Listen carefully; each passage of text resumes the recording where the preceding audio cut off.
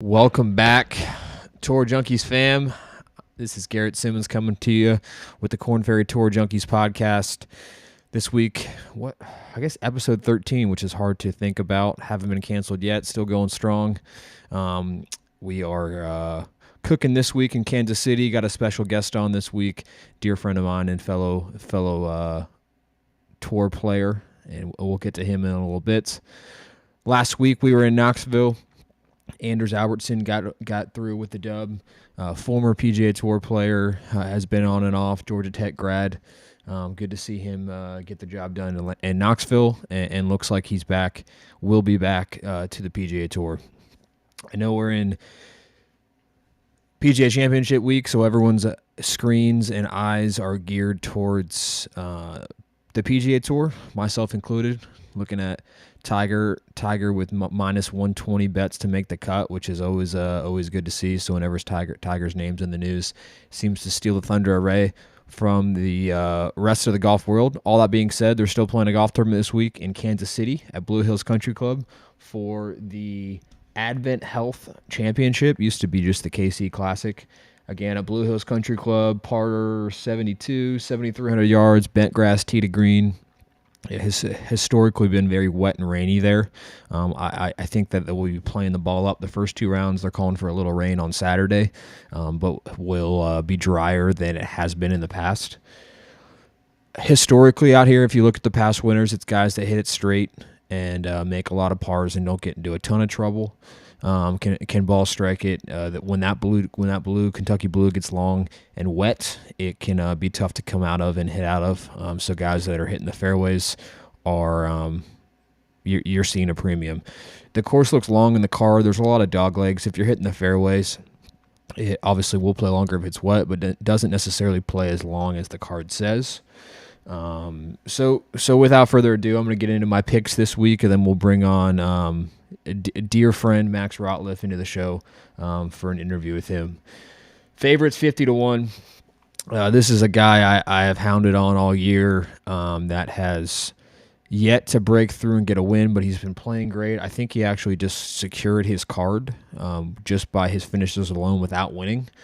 Not great value, but if we're picking a favorite, I like Eric Barnes coming in at 22-1. I think it's only a matter of time until he gets the job done and gets a W this year. Another favorite in that 50-1. I know historically I've shied away from PGA Tour players with their maybe lack of motivation to get something done on the Corn Ferry Tour. It's not going to change their lives. All that being said, there's a guy in the field this week who played good last week, who's been playing well. He's been playing a full schedule in the Corn Ferry Tour, trying to get back. A guy who's played at the highest level, won at the highest level. A guy who I think is going to, see the guys on the playing in the PGA Championship, and that's going to give him a little motivation to play good and win this week and get back on tour. Sean O'Hare coming in at 41-1. Anytime there's a guy in the field who is no stranger to winning at the highest level, I think there's good value there. So Sean O'Hare, 41-1. These are all DraftKings odds, by the way. I found those to be the best this week. Coming in that mid-range category, I like a Oklahoma State grad who is shown to have some game. Is Monday qualified on his own to some PGA Tour events, as well as some sponsors invites. Austin Eckroat, 65-1. I think there's good value there, and he's a name I think we'll see on the PGA Tour, and has the potential to not ever even come back down to the Corn Ferry Tour. So Austin Eckroat, 65-1. Another guy that I like who has won this year, who's caddy Colton Heisey we've had on the show, and is still with Brandon Matthews at 70-1. Colton actually was with Michael Gellerman 2019 when they got the job done, so he's no stranger to winning out here. And I like Brandon Matthews, who's been in good form, to come out and get a second win this week at in Kansas City. Who else do I like? Into the long range, we'll give you three long ranges that I like. Ben Silverman at 100-1. Haven't heard his name in a while. Hasn't been playing his best, but again, another guy who can hit it well and hits it straight, and is what you need in some of these tight fairways out at Blue Hills. So I like him at 100-1. Another guy I like at 120-1, a guy who's a really good ball striker who has dropped off the map for a little bit, but is no stranger to playing at the highest level. MJ Michael Johnson, 120-1. I think once you get into these long range odds, some of these guys, it's hard to steer against. And lastly, I just mentioned his name, former winner here in 2019, a guy who got his card, didn't play great on the PGA Tour, but is back, trying to get back on tour after his rookie debut, is Michael Gellerman, 120-1. I know I picked Tyson Alexander a couple weeks back to defend. KH Lee just defended last week at Colonial, or the Byron, wherever they played in Dallas, and I think this is the year of the defending. So I like Michael Gellerman. I know he's not defending, but he's a former winner here. So at 120-1, can't go wrong. And then the last pick, a bomb. In this 125 and over categories, the fun ones, the Corn Ferry ones, you're going to see some real bombs. And believe it or not, there's guys this week at 270-1. That means you lay $1 down, you win 270. I don't think I need to spell it out. You put $10 down, you win 2,700. You put 100 down, that's 27 grand in a field that anybody can win. Well, maybe not anybody, but anybody that calls himself a professional with their name on their bag. Kevin Roy, a guy who played good the first week of the year, haven't seen him since. But sometimes that doesn't mean shit. So I like Kevin Roy coming out this week. Data Golf has him with better odds than DraftKings giving him. So I'm riding the bomb. Kevin Roy, 270-1. Those are my picks this week. I'm going to post them in the Nut Hut. If you're not familiar with the Nut Hut, you should be familiar with the Nut Hut. It is all things Tour Junkies. It is a private Discord channel that has all of our picks, all of Pat and DB's picks, caddy insight, really all things gambling. If you like golf, if you like gambling, if you like laughing, if you like all three, the Nut Hut is the place to be. So check that out. Again, I'll be posting my picks in the KFT channel there after the show, and hopefully we'll be able to get people sprinkling in on a little Corn Ferry stuff amidst the PGA Championship. I'll be watching that probably more than the Corn Ferry Tour leaderboard this week. So without further ado, I'm going to welcome on. I don't know where to start. 29-year-old pro golfer, my former boss, still grinding, still playing in Europe. We'll get to a little bit. None other than Maximilian Max Rotliff. Max, welcome in, bud. Hey, Garrett. Thank you so much. Sorry if I butchered that introduction. I should have looked up like some of your wins and accolades and all of that good jazz, but That's perfect. I like flying under the radar. where are you at right now? You're still stateside, no? Yeah, I'm actually hovered down in my daughter's room right now. She's still going strong downstairs, and I figured spot for this would be nowhere else but her room. Love it. And you are, for those of you that don't know, Max is stateside. He's in Baltimore now, so definitely a minority place for pro golfers, but is kicking it there, and we'll get to a little bit of where he's playing. Max, I believe so. You're playing the Challenge Tour this year. When's your next event?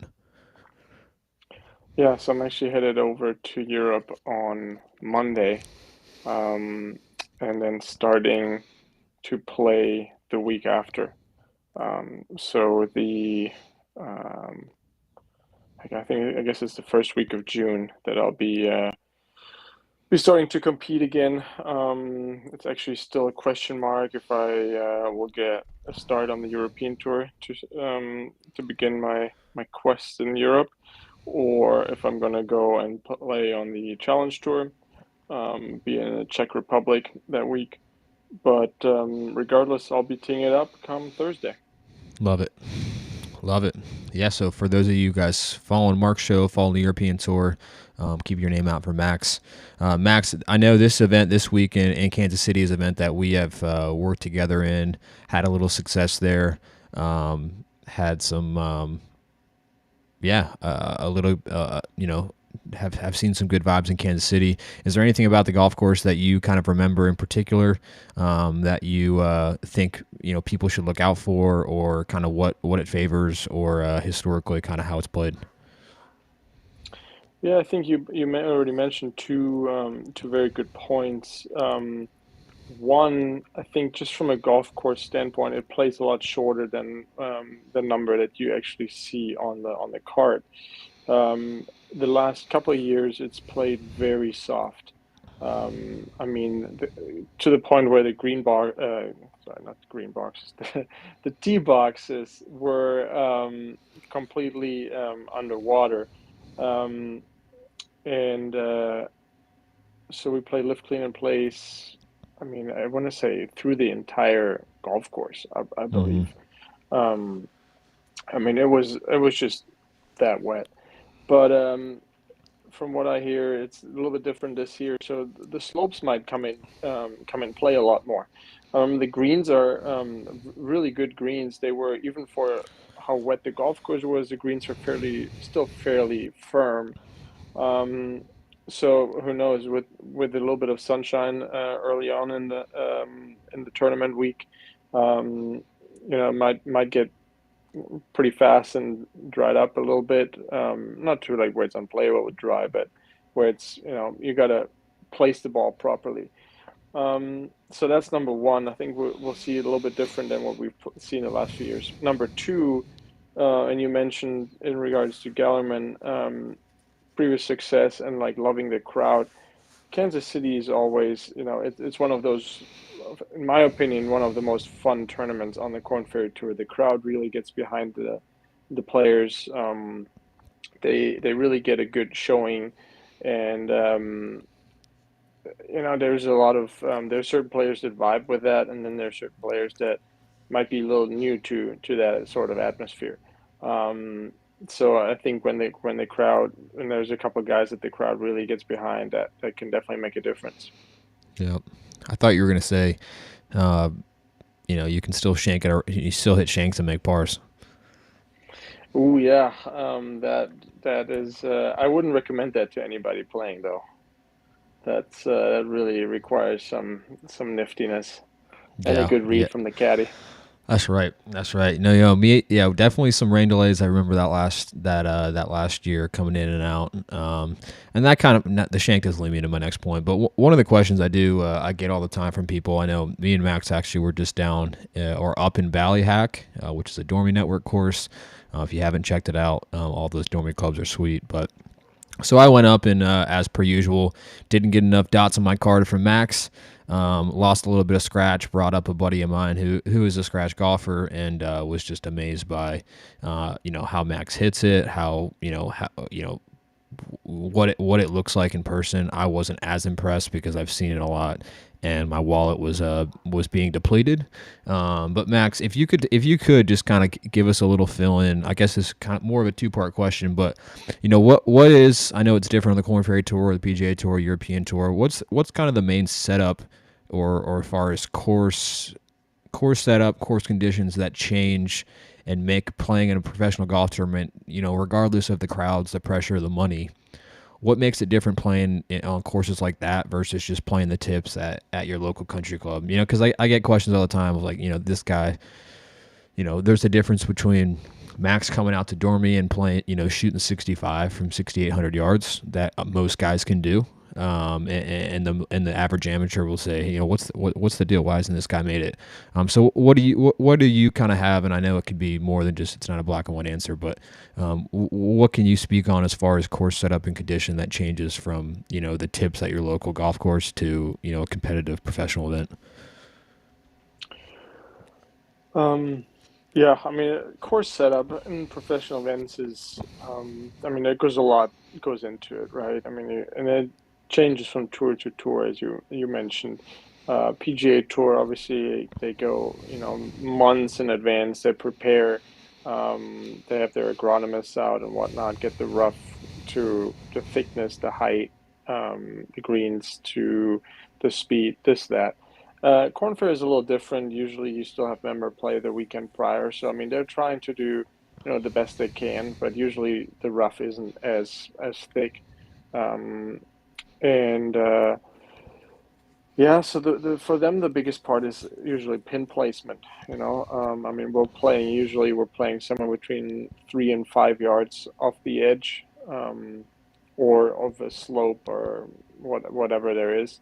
So I would say that you don't really see that very often in club play. Um, and Yeah, and then I think like when you're playing with your buddies, even from the tips, still a little bit of a different. I mean, you pointed out the pressure and whatnot. It's different, right? So there's different energies, different vibes out there. So I mean, if you're able to kind of just put all of that aside and just kind of go and 150 yards or 150 yards, no matter what day, no matter what round, no matter what golf course.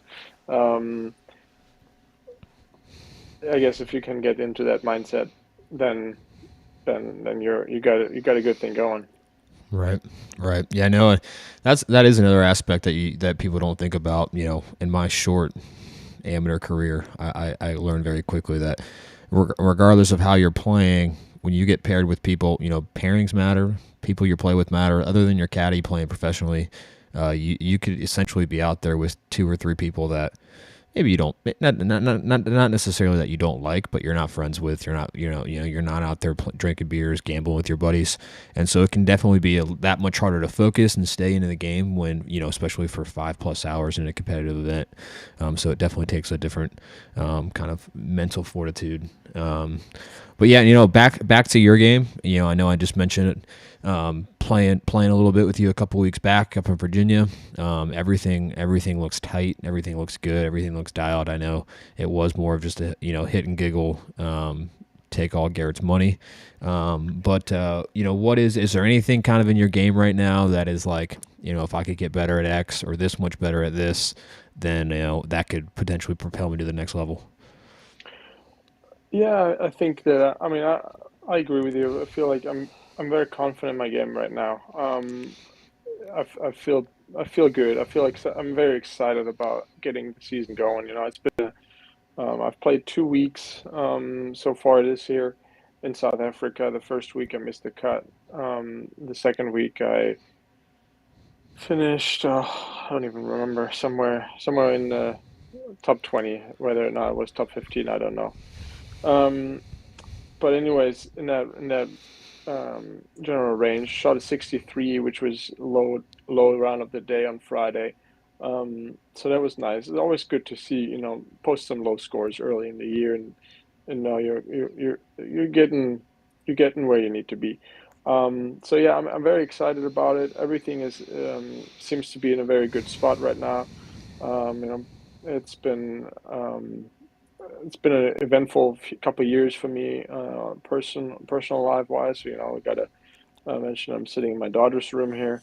So I got a almost 2-year-old daughter now. We've moved for my girlfriend's residency, and whatnot. So a lot of things have been going on, and that's definitely something that a lot of people sometimes, or it's not so much in front of you, right? But it definitely has an Mm-hmm. impact on your performance.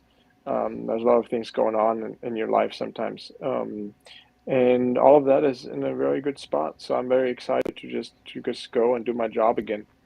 Yeah. And I've been able to put the work in, put the practice in, the last few weeks. And yeah, as you said, I was able to take some of your money, so that's definitely a confidence booster and head in the right direction. Yeah. Well, that shouldn't mean much, given the fact that Given the I do fact you guys like. were playing a best ball.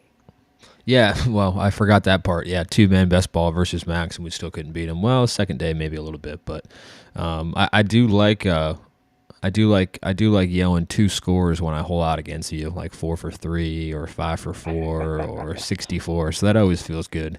I feel like I'm getting more and more. I just got back from a member guest this weekend, and then I was getting a lot of pops, which was nice. But Good deal. Good deal. Are there any guys kind of? I know when I look through this list of guys on the Corn Ferry Tour, there's some familiar names of when I was out there working with you and when you were out there playing. Are there any kind of names that stick out? I know that everyone's good and capable. Are there any names that European Tour, Challenge Tour, Corn Ferry Tour, anybody not on the PGA Tour that you would be you say, hey, this guy is could very well be a household name here in the next couple of years that maybe the general public doesn't know about. Um, I might be a little biased, but I think you keep your eyes on Jeremy Paul on the Korn Ferry Tour. One of the Paul twins, Yannick, and him, both from Germany, both good friends of mine. We've played a lot of golf together in Scottsdale, and both of them kind of had a, well, I wouldn't call it. I mean, I guess it's like a small breakthrough year.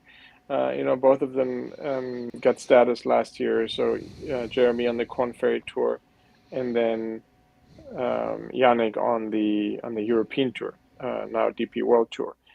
And so, both of them have been playing great golf for years, and they've been winning mini tour events out in Arizona. And they finally,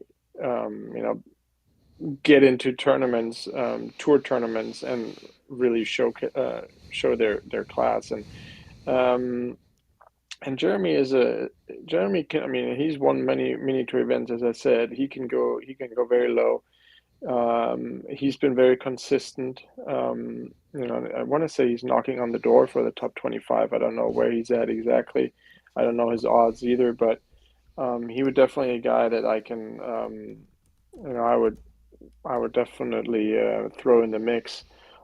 Keep an eye out, and I know he's been playing pretty solid the last couple of weeks, and um, I think it's a good golf course for a guy that he can hit the ball very high. So I think getting into those greens, height on the ball is definitely an advantage. Nice. Yeah, you heard it here, folks. I know I've picked him several times on the show. He finished fifth in Nashville 2 weeks ago. I think actually I saw somewhere that he got appendicitis and almost had to have an emergency surgery and ended up finishing fifth. T16 last week in Knoxville. He's coming in at 29-1 this week. So, yeah, a fellow German to look out for as far as that might be playing doubles with Max in the Ryder Cup here soon. So good deal, good deal. What else is going on, Max? Who are I know you had been working with a couple of different people at the time, and it's changed here and there. I know people that have heard you on some other pods. I knew you're with Eric Anderslang and his stuff a few weeks back, and you guys dove into a little bit. But what's going on in the coffee world right now? Are you mixing up stuff, working with anybody? What's going on there? Yeah, it's been exciting. I've actually joined the For Wellness team.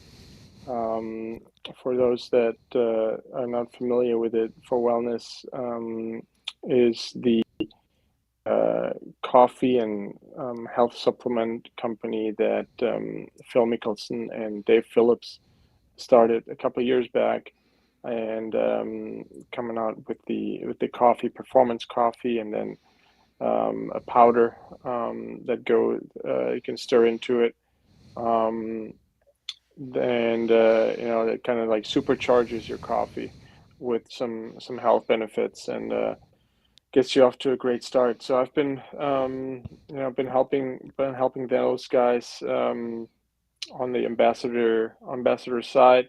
Um, Been very interesting for me since I've been only on the player side um, for the last 6 years, and now also kind of working. I guess I'm like a almost a playing captain on the team, if we want to take a term from the sports world here. Um, as I'm kind of helping those guys get their ambassador deal up and running, giving them the input, um, but then also helping out and producing the content and putting that out there. So it's been a lot of fun. I always love to learn. Love to learn the business world and learn new things in that regard. So yeah, and I love good coffee. So I mean, the days when we traveled, I mean, Panama, Colombia, and wherever in the U.S. to the local coffee shops, and coffee is a big part in what I like to do on a daily basis. So um, good coffee, health benefits with it, it's even better. Good deal. Yeah, no, I mean, I got some of the K cups from 'em. It's like that little, you make the coffee, then you sprinkle in the little Saudi dust in it, and it makes you all healthy and all that. Have they? I mean, Phil's not dealing with them anymore, right? Is he Gonzo? With like everyone dropped him. Phil is still I mean, he's a main investor behind it. For Wellness hasn't, hasn't dropped him, and by any means. Actually running some smaller advertisements again now. Um, but it's been an interesting few months, obviously. A lot of things had to be needed to be sorted through on for him and his team. So I think out of respect for that, giving him that space is was best for everybody involved. All right. Cool, cool, cool. Well, that kind of leads me to my next point that I've kind of, I've been curious in as it's kind of progressed and things have transpired over the last, months and several years, with this kind of, you know, backlash, turmoil between, this Live Golf, Super League, and the PGA Tour. I know it's everyone kind of has their different opinion about it. Everyone has their different, there's a lot of different aspects and a lot of different, considerations for some of these guys getting out there. I know Monahan has definitely came out and said, hey, this ain't going to work with PGA Tour guys. What's going on? I mean, in your world, what are we like? Are you teeing up on one of these things? Are you teeing up on one of these things? Would you tee up? If Greg Norman calls that puppy that phone now, like, are you flying out to Oregon and playing in Pumpkin Ridge? I mean, what's kind of the overall sense as far as guys you're talking to, maybe guys that don't have tour status, so they don't have to sacrifice that. Like, how do you anticipate that playing out? In these next, I know nobody really has a crystal ball, but how do you anticipate? This. It sounds like they're playing these events. So how do you anticipate it kind of panning out here in the next couple months? Yeah, I mean, from what I hear, all of them are happening. And I mean, I'm 100%. I'm not 100%. You can never be 100%, but I'm pretty certain that all of it is going to happen, right? And I think we're going to see very strong fields. I think you're going to be surprised by how, I mean, obviously the demand is super high. Everybody wants to play, right?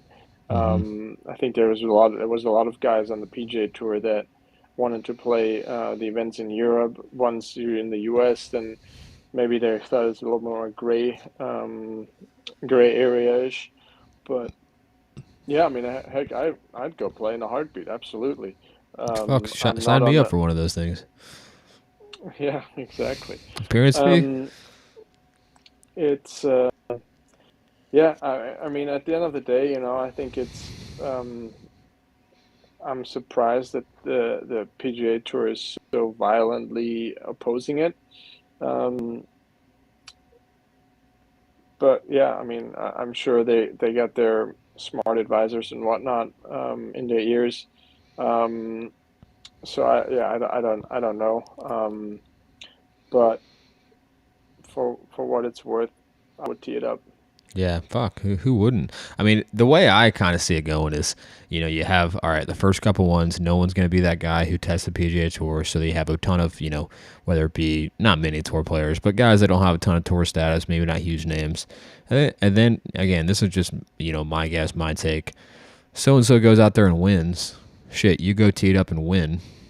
And you guys got guys on the PGA Tour going, who just won? I could, you got John coming out and go, hey, I used to fucking wax this guy in college, and he's winning more money than I am. Like, I got to go out here and freaking like, from whether it's an ego thing from PGA Tour guys. Obviously, a lot of those top guys don't need the money, but more of a principle thing of saying like, hey, man, these guys are making, I don't have to deal with any of this. I can just go, tee it up a couple times a year.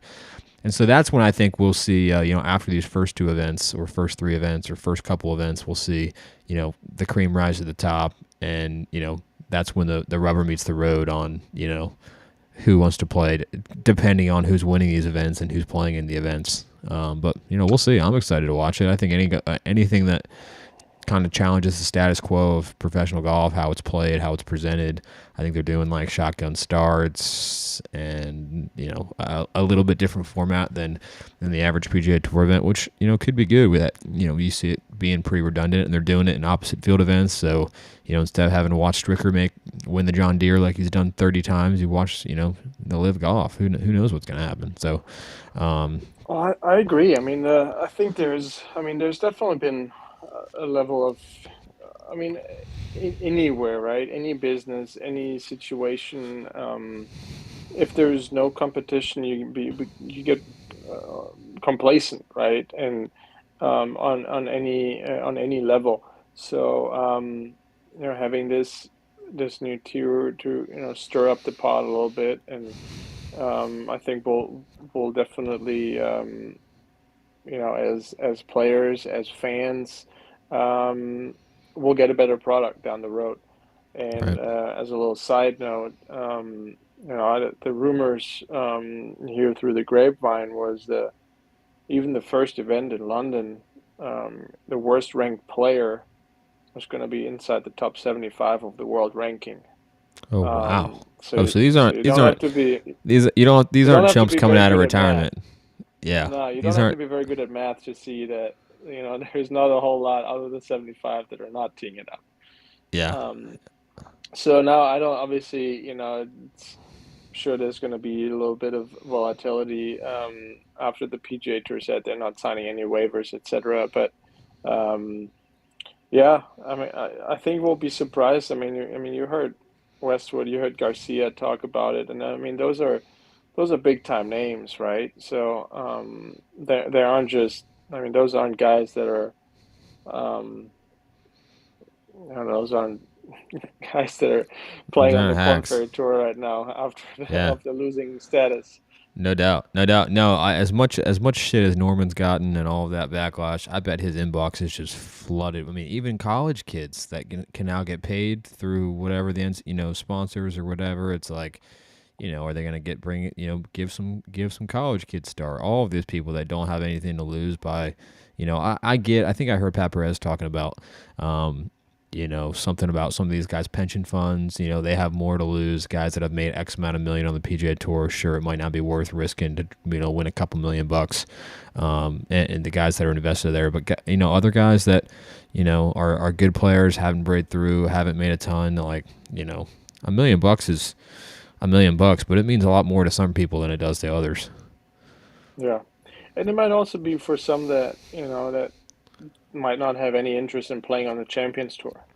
Right. I think Pat Perez is a guy he's going to enjoy playing the Champions Tour. That's what he lives for.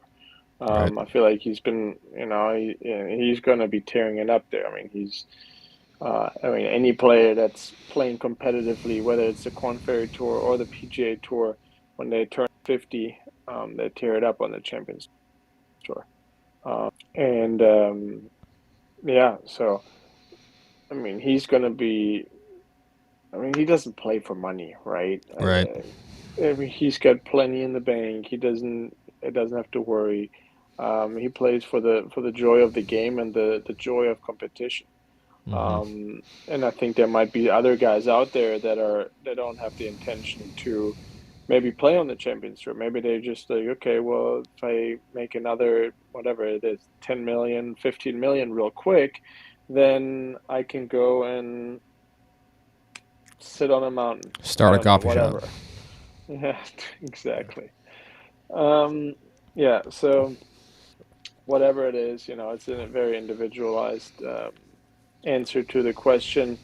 Um, so we'll Good see. deal.